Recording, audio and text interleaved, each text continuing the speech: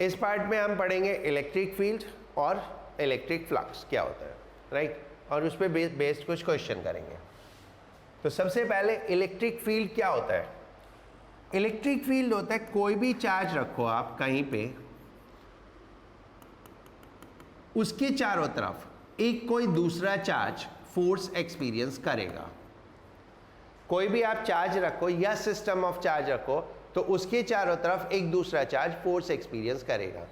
So what we say Q not is in field of Q, Q not is in field of Q, Q not Q की field में है, ठीक है। Field means area, area means region, यानी वो उसके reason में है, यानी एक रीजन जहां पे दूसरा चार्ज इफेक्ट एक्सपीरियंस करे उसको हम इलेक्ट्रिक फील्ड बोलते हैं। Electric field can be because of one charge, because of a system of charge और because of a distribution of charge, right. That can be a point charge, that can be system of point charge, or that can be a uniform shaped body like a sphere, ring, ठीक है, any type of body, right? So electric field is what? जिसको note करना हो तो कर लो, the region surrounding a charge or charge distribution in which electric effects are perceptible is called the electric field of the given charge.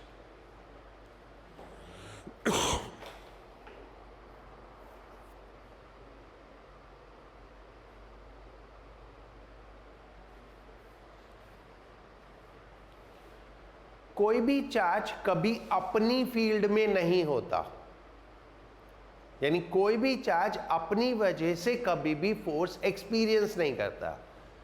Q force experience कर रहे because of Q not, तो Q is in field of Q not and Q not is in field of Q, so reverse is also true. Q not is in field of Q and Q is in field of Q naught, right? So you can describe anything like, if I have some of the charge Q1, Q2, Q3, Q4, Q5, what I will describe, Q2 is in combined field of all other, यानी बाकी सब की combined field, that is, ठीक है। And उसमें Q2 छोड़ देंगे तो Q2 is in field of Q1, Q3, Q4, Q5, and if I say Q5 that is in field of all other, that is Q1 to Q4, right. So इसमें बात ध्यान रखने की चीज है, कोई भी चार्ज कभी अपनी फील्ड में नहीं होता और कभी अपनी वजह से फोर्स एक्सपीरियंस नहीं करता। नाउ इलेक्ट्रिक फील्ड इंटेंसिटी, किसी भी पॉइंट पे अगर ये एक पॉइंट है, यहां पे कुछ इलेक्ट्रिक फील्ड है, यानी ये पूरे रीजन में इलेक्ट्रिक फील्ड है, एंड P पॉइंट पे इलेक्ट्रिक फील्ड इंटेंसिटी क्या है? Intensity is what? Strength of electric field. What is the strength of electric field? तो P पॉइंट पे इलेक्ट्रिक फील्ड इंटेंसिटी क्या है? इलेक्ट्रिक फील्ड इंटेंसिटी को हम E वेक्टर से रिप्रेजेंट करते हैं। उसके लिए हम P पॉइंट पे एक चार्ज प्लेस करेंगे Q not, that is positive charge. इसको हम बोलते हैं पॉजिटिव, इसको हम बोलते हैं test charge. This is called test charge. तो ये टेस्ट चार्ज जो फोर्स एक्सपीरियंस करेगा per unit charge, that will be called as electric field. Force experienced by a unit positive test charge when placed at that point is called electric field intensity. So electric field intensity is force per unit charge. तो हमको मेरे पास ये एक reason है, यहाँ पे किसी point पे इलेक्ट्रिक फील्ड कैलकुलेट करनी है। So what I will do, एक चार्ज रखा यहाँ पे, उसके ऊपर फोर्स कैलकुलेट की एंड फोर्स को चार्ज से डिवाइड किया तो इलेक्ट्रिक फील्ड आ गई। What will be the direction? Direction of electric field. Direction of electric field. In direction of force on positive charge.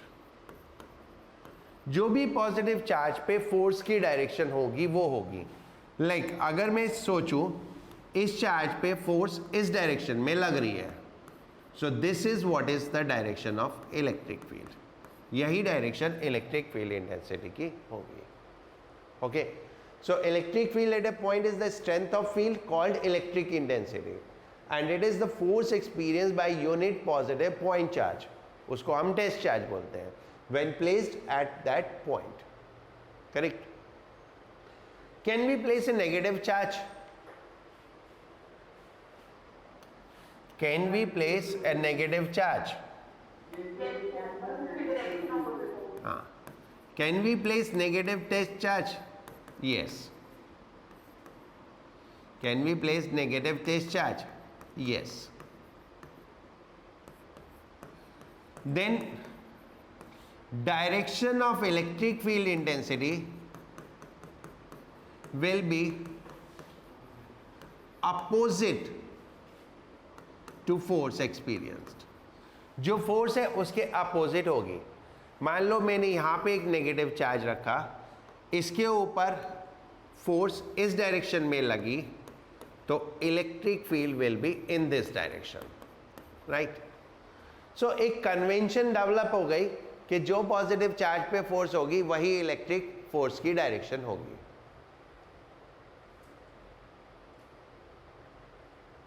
ठीक है?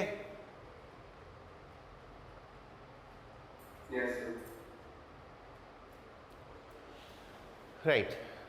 फॉर ए पॉइंट चार्ज, किसी point charge के लिए अगर हम कोई पॉइंट चार्ज प्लेस करते हैं यहां पे, तो इसकी वजह से r डिस्टेंस पे इलेक्ट्रिक फील्ड कितनी होगी, तो उसके लिए हम एक टेस्ट चार्ज रखेंगे, उसके ऊपर फोर्स निकाला कितना, k q not upon r square, और इलेक्ट्रिक फील्ड कितना है, force upon q not. So that is simply E is equal to k q by r square, that will be the electric field intensity due to point charge, right? And this is exclusively for point charge. For all other system of charge we will calculate them separately. हम उनको separately calculate करेंगे, right?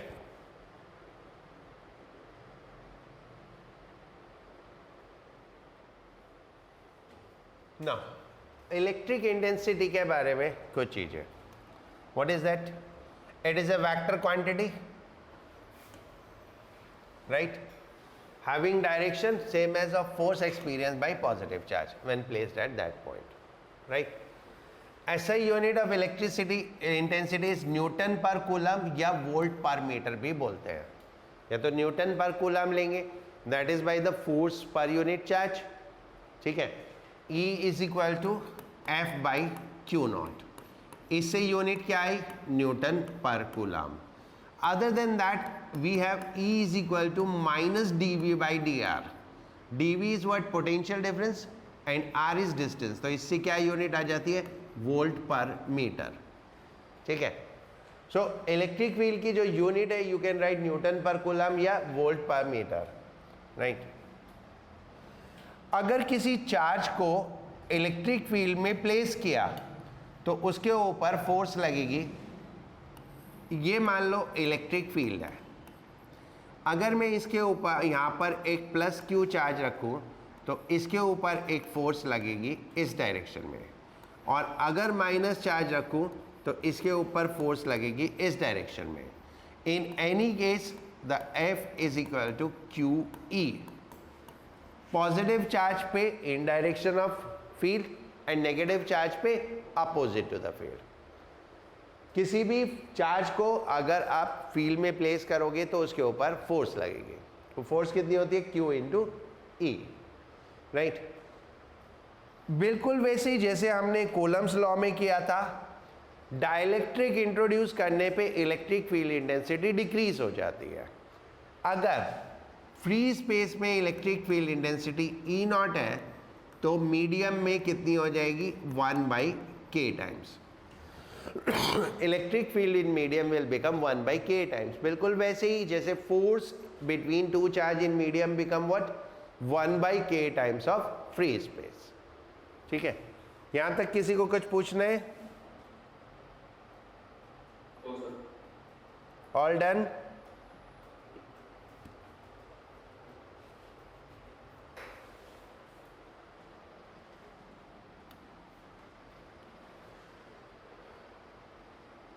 Electric field due to discrete charge distribution.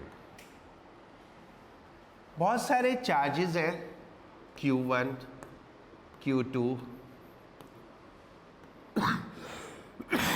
Q3 and so on. ये कोई point है, यहाँ पे हमें electric field calculate करनी है. So at this point electric field will be because of all charges individually, E1, E2 and so on.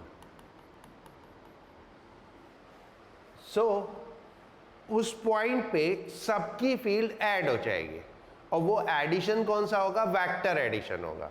That addition will be vector addition. So net field at the point P will be sum of field due to all. जितने भी होंगे उन सब का vector sum, right, वो सब आप calculate कर लोगे.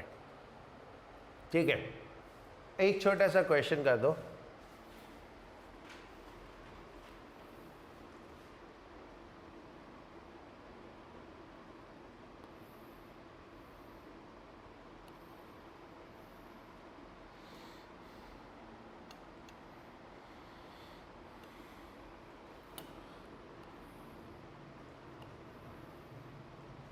ये एक रेगुलर हेक्सागन है.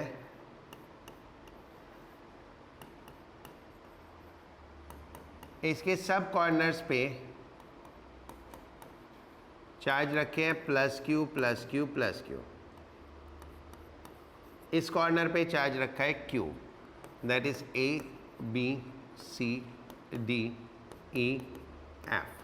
ये इसका सेंटर है. What will be the electric field at center and what will be the direction of that electric field?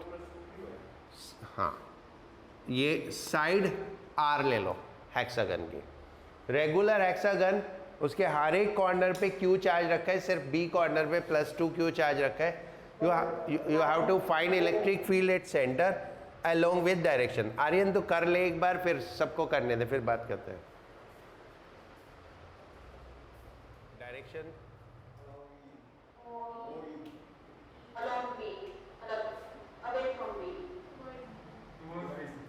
O पे हमें निकालना था, OE डायरेक्शन होगी.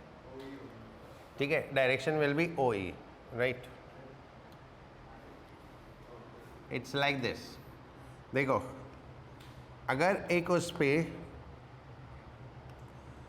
कोई भी रेगुलर फिगर हो, कोई भी रेगुलर फिगर हो, चाहे वो हेक्सागन हो, चाहे वो स्क्वायर हो, चाहे वो पेंटागन हो, चाहे वो ऑक्टागन हो, चाहे ट्राइंगल हो, कोई भी regular figure means all sides must be equal, right. और उसके हर एक कॉर्नर पे हम इक्वल चार्ज रखते हैं.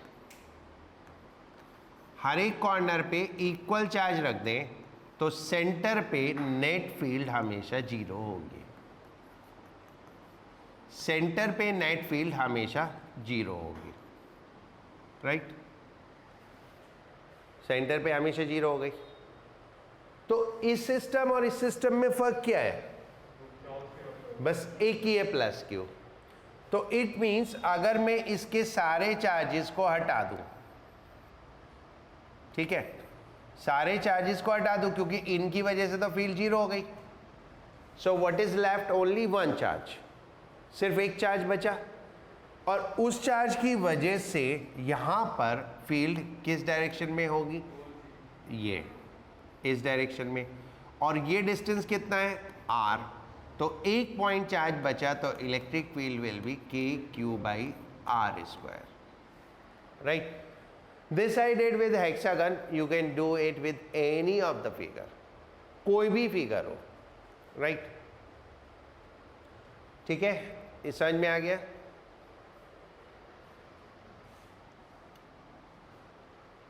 ना electric field lines, electric field lines क्या है? Those are used for representation of electric field. These are basically curves drawn in free space.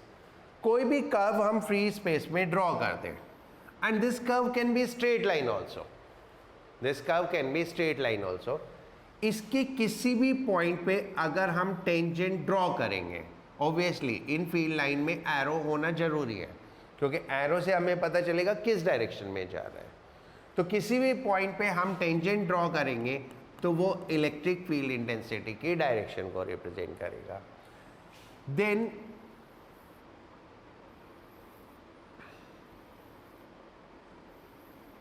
और जो इनकी क्राउडेडनेस है, यानी number of lines per unit volume, क्योंकि ये 3D स्पेस में होती है, तो नंबर ऑफ लाइंस, अगर हम प्लेन लेते हैं तो पर यूनिट एरिया भी बोल देते हैं, बट अगर हम फ्री स्पेस लें तो number of lines per unit volume. अगर ज़्यादा है तो फील्ड स्ट्रेंथ ज़्यादा है, अगर कम है तो फील्ड स्ट्रेंथ कम है, and it is straight numerically equal, right?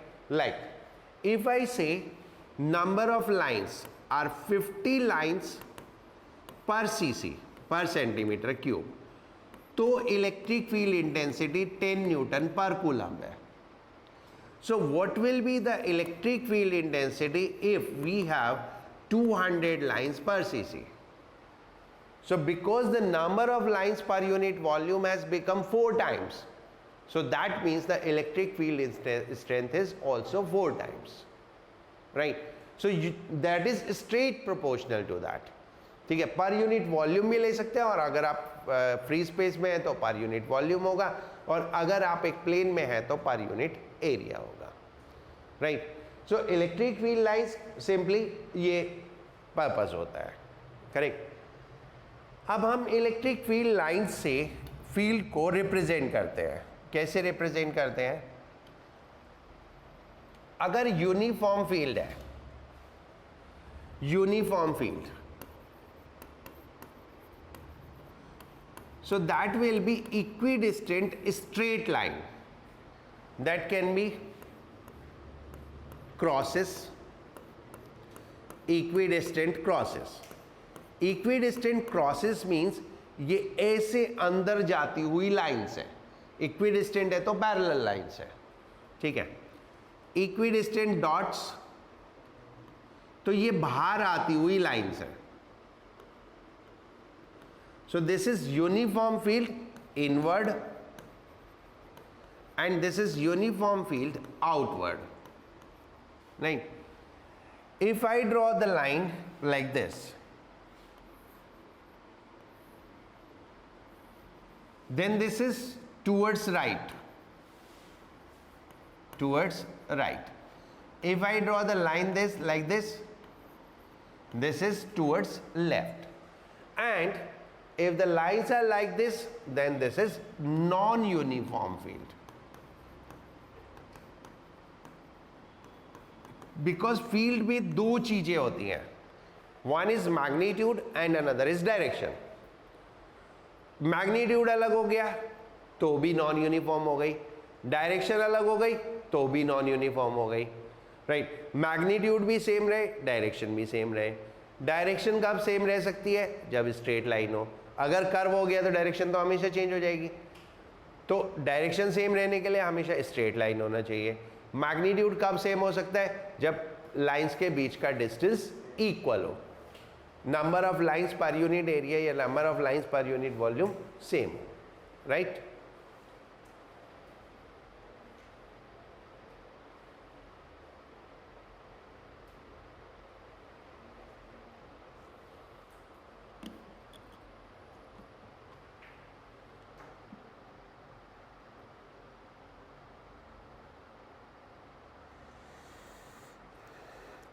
These lines are meaningless if arrow is not there. Lines become meaningless if arrow is not there. Arrow होना बहुत जरूरी है, ठीक है। Like in this case I draw the arrow like this क्योंकि तभी तो हमको पता चलेगा। अब मैं आपको दो लाइंस लेके दिखाता हूँ, दोनों लाइंस अलग अलग सिस्टम शो करेंगी। एक लाइन ये है, एक लाइन ये है, दोनों एक दूसरे के पैरेलल है। अगर इन पे एरो मैं मार्क करूं से ये ऐसे और इसमें ऐसे, तो इस पे डायरेक्शन ऑफ इलेक्ट्रिक फील्ड ये होगी और इस पे डायरेक्शन ऑफ इलेक्ट्रिक फील्ड ये होगी। तो इसलिए एरो का होना बहुत जरूरी है लाइन के ऊपर, राइट? Is it clear? कुछ पूछना है किसी को? नाउ इलेक्ट्रिक फील्ड लाइंस की कुछ प्रॉपर्टीज। फील्ड लाइंस एक पॉजिटिव चार्ज के लिए, अगर एक सिंगल पॉजिटिव चार्ज है, so that will B radially outward going to infinity for the single positive charge, radially outward कहां तक? infinity तक, ठीक है। इलेक्ट्रिक फील्ड की रेंज इनफाइनाइट है, लास्ट क्लास में हमने एक क्वेश्चन किया भी था, राइट? इलेक्ट्रिक फोर्स की रेंज इनफाइनाइट है तो इलेक्ट्रिक फील्ड की रेंज भी इनफाइनाइट है। तो किसी भी चार्ज से अगर एक अकेला चार्ज रखा है तो फील्ड इन्फिनिटी तक जाएगी। If it is a negative charge, so it will be radially inward as coming from infinity, as coming from infinity। अगर isolated negative charge है और isolated positive charge है, and if we have a positive charge and a negative charge as a group, so then line will start from positive charge and will end at negative charge, right? In general lines positive charge से शुरू होती है और negative charge पे खत्म होती है, ठीक है। If there is no charge then other charge can be assumed at infinity. अगर सिर्फ पॉजिटिव चार्ज है तो आप ये एज्यूम कर सकते हो नेगेटिव चार्ज इन्फिनिटी पे है, तो लाइंस कहाँ तक जाएंगी? इन्फिनिटी तक। अगर सिर्फ नेगेटिव चार्ज है तो आप पॉजिटिव चार्ज कहाँ पे एज्यूम कर सकते हो? इन्फिनिटी तक। तो इन्फिनिटी से लाइन नेगेटिव चार्ज तक आएंगी। And if you have a combination of both positive and negative, so obviously line will start from positive and will end at negative.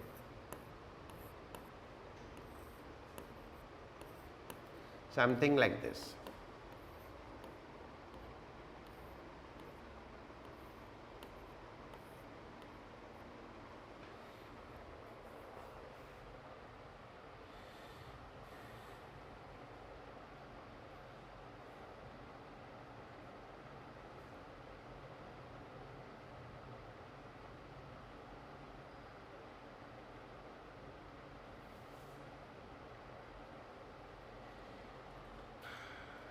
ठीक है बच्चों, हो गया? राइट।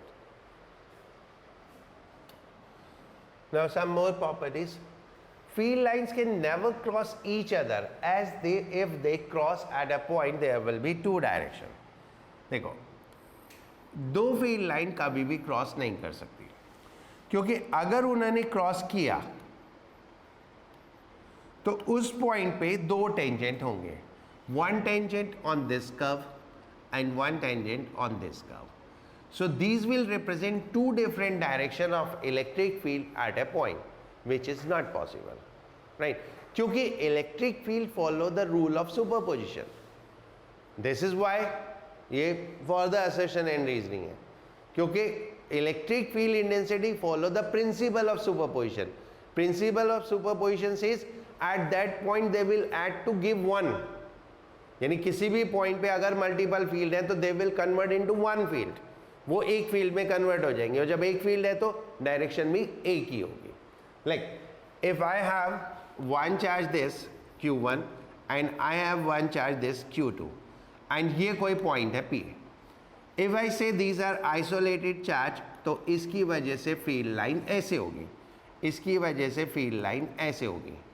लेकिन ये तब होगी जब ये इंडिविजुअल है। जब ये दोनों कंबाइंड हो गए तो वेक्टर सम होके वेक्टर सम होके ये हमारी रिजल्टेंट फील्ड आ जाएगी। एंड एट दिस पॉइंट जो एक्चुअली फील्ड लाइन होगी वो कुछ ऐसे होगी, ठीक है, ये नहीं होंगी फील्ड लाइंस, ठीक है, यहां पे ये फील्ड लाइन है, यहां पे ये फील्ड लाइन है, लेकिन यहां पहुंच के ये दोनों मर्ज होके सिंगल में कन्वर्ट हो जाएंगे, right. So one reason is that, क्योंकि अगर वो क्रॉस करेंगी तो एक पॉइंट पे दो डायरेक्शन हो जाएंगी। Another reason is because electric field follow the principle of superposition, so all field will combine to give one field, right, and one field means one direction.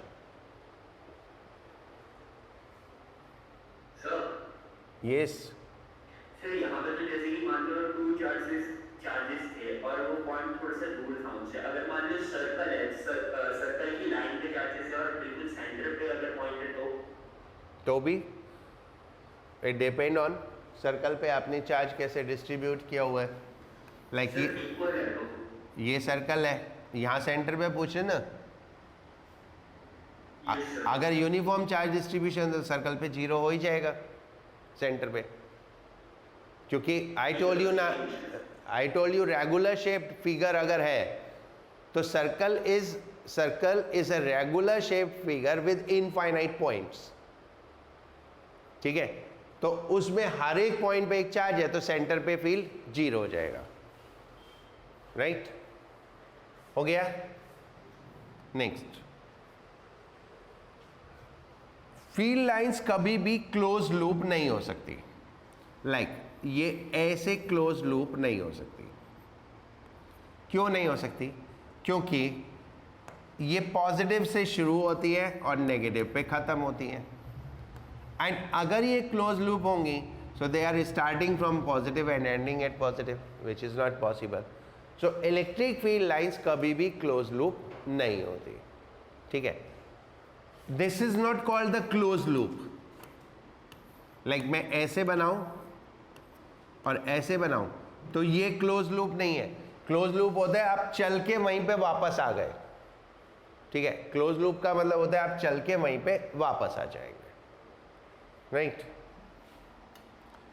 किसी भी कंडक्टर की सरफेस पे field lines हमेशा perpendicular to surface होती हैं।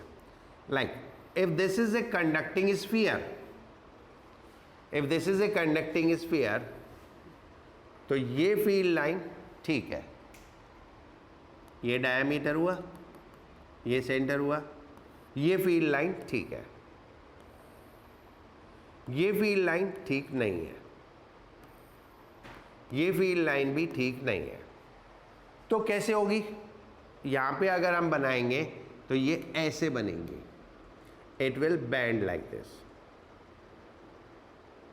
ऐसे इस तरह से बैंड कर जाएगी, सो दैट ये लाइक दिस, ऐसे, सो दैट इसको एक्सटेंड करेंगे तो सेंटर पे जानी चाहिए, ठीक है, लाइक ये इस तरह से बैंड होएगी ऐसे, एंड सो दैट एक्सटेंड करोगे तो सेंटर पे जाएगी, ठीक है। So the right way is like this, ऐसे बैंडिंग हो जाएगी, ठीक है। किसी भी कंडक्टर के अंदर इलेक्ट्रिक फील्ड नहीं होती। कंडक्टर में चार्ज कहाँ पे होता है? सरफेस पे। कंडक्टर के अंदर इलेक्ट्रिक फील्ड नहीं होती तो कंडक्टिंग बॉडी के अंदर का भी फील्ड, अगर इलेक्ट्रिक फील्ड नहीं है तो फील्ड लाइंस भी नहीं है। तो ऐसी कोई भी जगह जहाँ पे इलेक्ट्रिक फील्ड नहीं है वहाँ पे फील्ड लाइंस भी नहीं होंगी, राइट।